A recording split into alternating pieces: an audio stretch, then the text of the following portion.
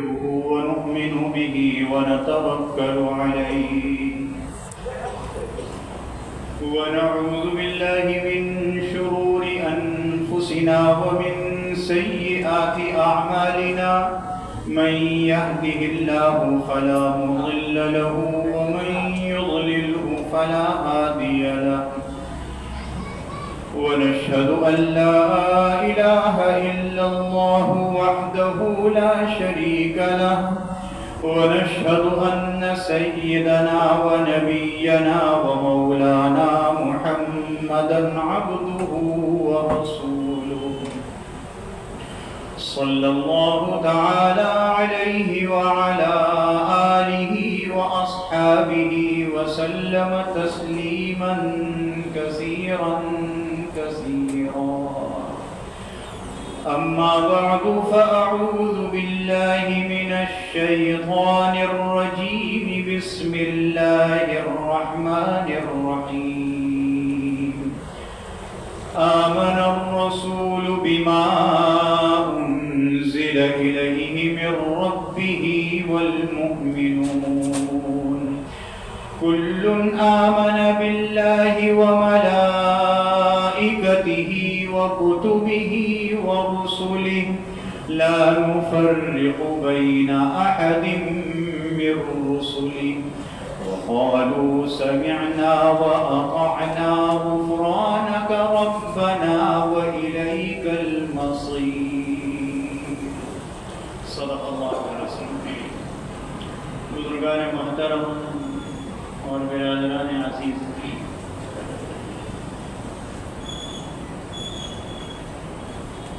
ہمارے عقائد کیا ہونے چاہیے،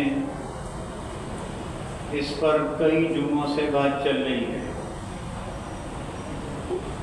اور جو گزشتہ جمعے بات ہو رہی تھی وہ عقائد کا وہ شعبہ ہے جو اللہ رب العزت نے آسمان سے اپنی کتابیں نازل فرمائی، اور وہ کتابیں کیسی ہیں، ان کے متعلق ہمارے عقائد کیا ہونے چاہیے، یہ بتلایا جا رہا ہے۔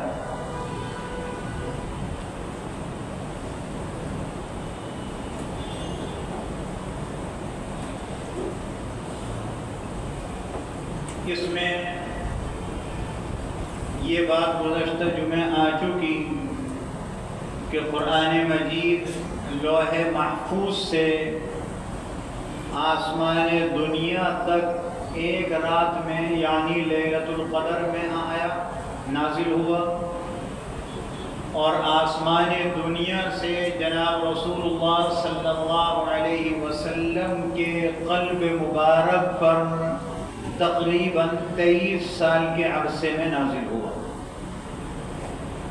اب ایک سوال ہے، آپ کے سامنے یہ بات آ چکی کہ قرآن کریم حسب ضرورت نازل ہوتا تھا، یہ بھی ایمانیات میں سے۔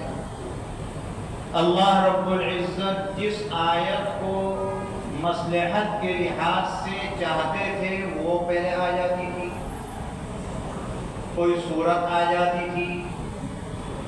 تو آج یہ جو قرآن مجید دو گتوں کے درمیان مجلد صورت میں کاغذ کے اوپر موجود ہے، کیا اس کی ترتیب وہ ہے جس طریقے سے قرآن نازل ہوا تھا؟ یہ ایک سوال ہے، اور اس کا جواب کوئی مشکل نہیں ہے۔ اس کا جواب یہ ہے کہ قرآن کریم کے اترنے کی ترتیب الگ تھی، اور قرآن کریم جو اللہ کے رسول نے لکھوایا اس کی ترتیب دوسری تھی، اور یہ اللہ کے رسول نے اپنی طرف سے نہیں لکھوایا، آگے آ رہا ہے۔ اترنے کی ترتیب وہ نہیں ہے جو آج قرآن مجید کی شکل میں ہے، یہ ترتیب نہیں ہے اترنے۔ دیکھیے سورہ فاتحہ سورتوں کے نزول کے لحاظ سے 5ویں نمبر کی سورت ہے، لیکن قرآن کی ترتیب میں پہلی سورت ہے۔ اور سورہ علق قرآن کریم کی پہلی سورت ہے، وہ کہاں جا کر 30ویں سپارے میں ہے۔ تو یہ ترتیب الگ الگ ہے، اور قرآن کریم کی موجودہ ترتیب بھی اللہ رب العزت کی طرف سے ہے، اس لیے کوئی اشکال نہیں ہونا چاہیے، کوئی شک شبہ نہیں ہونا چاہیے۔ یہ ترتیب جو ایک مجلد صورت میں ہے اور آپ کی صورت میں ہے، یہ بھی اللہ کی ترتیب ہے۔ چنانچہ کوئی آیت یا صورت نازل ہوتی تو حضرت جبریل امین علیہ السلام ہمارے نبی اکرم صلی اللہ علیہ وسلم کو بتلا دیتے کہ یہ آیت یا صورت کو فلاں آیت یا صورت کے بعد لکھ لیجیے، اور حضرت صلی اللہ علیہ وسلم اسی ترتیب کے مطابق صحابہ کرام سے لکھوا دیتے، تو ترتیب وہی ہوئی اللہ نے جو بتائی ہے۔ اس طرح قرآن کریم کی موجودہ ترتیب سامنے آ گئی جو ہمارے نظروں کے سامنے ہم تلاوت کرتے ہیں، اور یہ سمجھ لیجئے یہ وہی ترتیب ہے جو اللہ رب العزت کے ہاں لوح محفوظ میں قرآن کریم محفوظ ہے، اسی کے مطابق یہ ترتیب ہے جو آج ہمارے پاس ہے۔ یہ تو حسب ضرورت آیتیں اور صورتیں آئی ہیں، اس لیے اب کسی کے ذہن میں یہ بات کہ صاحب وہ تو جس ترتیب سے آیا تھا، یہ شیطان صاحب تو ہر ایک کے ساتھ لگا ہوا تھا۔ اور علامہ ابن جوزی رحمۃ اللہ علیہ نے لکھا ہے کہ جو شخص جیسا ہوتا ہے اس کا مزاج، اس کی فکر جیسی ہوتی ہے، وہ شیطان بھی اسی جیسا ہوتا ہے۔ اگر کوئی بہت بڑا علامہ ہے تو شیطان بھی علامہ بن کے آتا ہے، کوئی آدمی جاہل ہے تو شیطان بھی جاہل بن کے آتا ہے۔ تو شیطان لگا ہوا ہے، وہ یہ کہتے ہیں بعض لوگ کہ جی اس ترتیب میں کیوں، جس ترتیب میں نازل ہوا تھا اس ترتیب کے مطابق اس کو لکھو، اس کی تلاوت کرو، گلے بڑھ جائے گا۔ اللہ نے جو ترتیب بتائی ہے تلاوت تو اس کے مطابق ہوگی۔ جیسے آج بعض مدارس میں غلط طریقہ ہے، بالکل میں اس کی تردید کرتا ہوں، بعض مدارس میں بچوں کو یہ سکھلایا جاتا ہے کہ تم نے یہ سورت پڑھی، مثال کے طور پر سورہ فاتحہ، اب سورہ فاتحہ کی جو آخری آیت ہے اس کو پہلے پڑھواتے ہیں، اس کے بعد والی، اس سے پہلے والی آیت کو اس کے بعد پڑھواتے ہیں، اس سے پہلے والی۔ یہ ترتیب صحیح نہیں ہے۔ اگر یہ تو بچہ ہے، چھوٹا ذہن ہے، اور بچے کو جیسا بٹھا دو گے ویسا بیٹھ جائے گا، تراویح میں سنانے کھڑا ہوگا، بجائے سیدھا پڑھنے کا الٹا پڑھ دیا۔ یہ کمال کی چیز نہیں ہے۔ کمال یہ جیسا اللہ نے بتلایا ہے ویسا پڑھایا ہے، یہ ہے کمال۔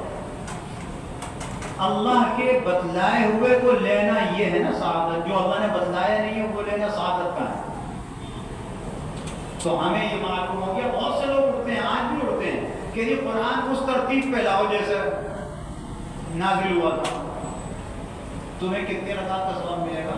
اللہ کے رسول نے لکھوایا تو اللہ کے رسول کو معاذ اللہ جھوٹا ثابت کرنا چاہتے ہو؟ یہ کتنے اٹھے، کتنے قبروں میں چلے گئے، آئندہ بھی اٹھیں گے قبروں میں چلے گئے، بچے گا کوئی نہیں۔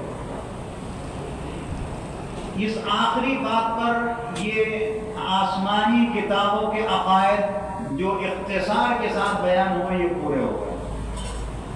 آگے انبیاء کے متعلق عقائد، لیکن اس سے پہلے ایک ایمان افروز چیز، اللہ نے ایسے انسان بھی بنائے ہیں، گزرے ہیں، ہو سکتا ہے آج بھی اتنی بڑی دنیا میں کوئی موجود ہو جو اپنی باتوں میں، سوالوں کے جواب میں قرآن کریم کی آیت سے بات کرتے ہیں۔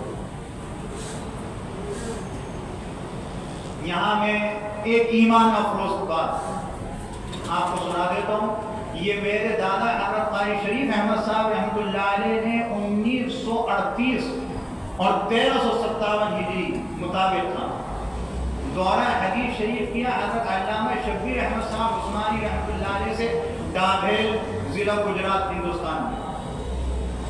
تو وہ انہوں نے ایک جگہ لکھا ہے کہ اس دورے کے سال میں میرے سامنے ایک رسالہ آیا، اس میں ایک بڑی عجیب چیز تھی، تو میں نے اس کو نقل کر دیا۔ اس کو 89 سال ہو گئے، ایک کم 90 کہ انہوں نے اس کو نقل کیا تھا۔ میں آپ کو وہ سنا دیتا ہوں۔ ایمان افروز چیزیں قرآن کریم کی آیتیں ہیں، اس کا ترجمہ ہے، اس سے احکام نکلتے ہیں۔ ایک محدث ہیں فقیہ بھی ہیں، ان کا نام ہے حضرت عبداللہ ابن مبارک رحمۃ اللہ علیہ۔ یہ جو ہم صلاۃ التسبیح کی نماز پڑھتے ہیں بغیر جماعت کے، جماعت کے ساتھ جائز نہیں، اپنی انفرادی طور پر جو پڑھتے ہیں اس حدیث کو وہ روایت کرتے ہیں۔ اور یہ حضرت عبداللہ ابن مبارک رحمۃ اللہ علیہ، یہ حضرت امام بخاری رحمۃ اللہ علیہ کے استاد ہیں۔ امام بخاری کون؟ جن کی صحیح بخاری شریف ہے، ان کے استاد۔ اور یہی عبداللہ ابن مبارک جو ہیں حضرت امام ابو حنیفہ رحمۃ اللہ علیہ کے شاگرد ہیں۔ تو امام بخاری ایک واسطے سے امام ابو حنیفہ رحمۃ اللہ علیہ کے شاگرد ہیں۔ یہ اپنا ایک واقعہ لکھتے ہیں، میں حج سے فارغ ہو کر حضور اقدس صلی اللہ علیہ وسلم کی مسجد پاک اور روضہ اطہر کی زیارت کے ارادے سے سامان سفر باندھ رہا تھا۔ حج پہ جائے، عمرے پہ جائے، مدینہ منورہ میں حضور علیہ السلام کی نیت سے حاضر ہونا یہ واجب ہے۔ یہ میں بتا دوں آپ، یہ بات لوگ کہتے ہیں کیا ضرورت ہے، ابھی تو گئے تھے۔ حضور علیہ السلام نے فرمایا جو حج کے لیے آیا اور یہاں میرے روزے پر نہ آئے اس سے زیادہ بخیل اور بدبخت کوئی شخص نہیں، ناراضگی کا اظہار فرمایا۔ اور یہ کتنی عجیب بات ہے، نیت کر کے جا رہے ہیں حضور علیہ السلام کی۔ ایک حدیث میں فرمایا گیا کہ جو آ کر مجھے سلام کرے گا روزے پر میں اس کا جواب دیتا ہوں۔ یہ ایسا ہوگا جیسے حضور اقدس صلی اللہ علیہ وسلم سے ملاقات ہو گئی، اگرچہ اس ملاقات سے صحابی نہیں بنے گا، تو اس لیے یہ ضروری ہے۔ تو فرماتے ہیں میں سامان سفر باندھ رہا تھا کہ میرے ساتھیوں کا قافلہ روانہ ہو گیا اور میں اکیلا رہ گیا، اور جذبہ شوق اس سفر کو ملتوی کرنے کی اجازت نہیں دیتا تھا، چاہتا تھا فوراً جاؤں۔ اللہ کا نام لے کر اکیلا ہی چل پڑا، خود ہی سوار تھا، خود ہی ساروان، اونٹ پہ سوار تھے، چلانے والے بھی خود تھے، سوار بھی خود تھے۔ ہر قدم پر ڈاکوؤں اور چوروں کا خوف، ہوا کی سرسراہٹ کانوں میں خوفناک آوازیں بن کر آ رہی ہیں۔ اس غیر متناہی سلسلے میں ہوا سے ہلتے ہوئے دیو ہیکل کھجوروں کے پتے یا ریت کے بادل نظر آتے تھے، ورنہ ہر طرف سنسان اور ہو کا عالم تھا۔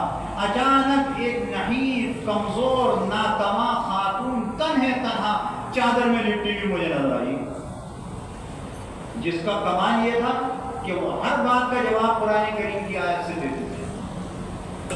حضرت عبداللہ ابن مبارک رحمہ اللہ ایسے جنگل میں تنہا اور نحیف ناتواں عورت کو دیکھ کر حیران رہ گئے اور اس کے قریب جا کر ڈرتے ڈرتے گفتگو شروع کی۔ حضرت عبداللہ نے کہا السلام علیکم ورحمۃ اللہ وبرکاتہ۔ تو خاتون نے جواب میں کہا سلام قولا من رب الرحیم۔ سورہ یاسین کی 58 نمبر کی آیت ہے، مطلب یہ کہ اللہ رحیم کی طرف سے اہل جنت کو سلام پہنچایا جائے گا۔ سلام کا جواب ہو گیا۔ تو بھئی اگر تم جنتی ہو اللہ کی طرف سے سلام پہنچے گا۔ حضرت عبداللہ نے کہا یرحمک اللہ، آپ اس ویرانے میں کیوں پھر رہی ہیں؟ تو خاتون نے کہا من یضلل اللہ فلا ہادی لہ، سورہ اعراف کی 186 نمبر کی آیت۔ جسے اللہ تعالیٰ گم کردہ راہ کر دے تو اسے کوئی راہ پر نہیں لا سکتا۔ جو راستے سے ہٹ جائے اللہ اسے ہٹا دے تو خود کیسے راستے پہ آ سکتا ہے؟ تو حضرت عبداللہ نے کہتے ہیں کہ میں خاتون کے جواب سے سمجھ گیا کہ یہ قافلے سے بچھڑ کر راستہ بھول رہی ہیں۔ اللہ اکبر، وہ بھی کتنے بڑے علامہ تھے، صاحب علم تھے، ان کی بات سمجھ گئے۔ ہم جیسا ہوتا ہم کہتے ہیں بیکار میں قرآن کی آیت پڑھ رہی، اس سے کیا مطلب؟ وہ سمجھ گئے۔ چنانچہ وہ فرماتے ہیں کہ میں نے ان سے پوچھا آپ کہاں جانا چاہتی ہیں؟ تو خاتون نے جواب دیا سبحان الذی اسری بعبدہ لیلا من المسجد الحرام الى المسجد الاقصى۔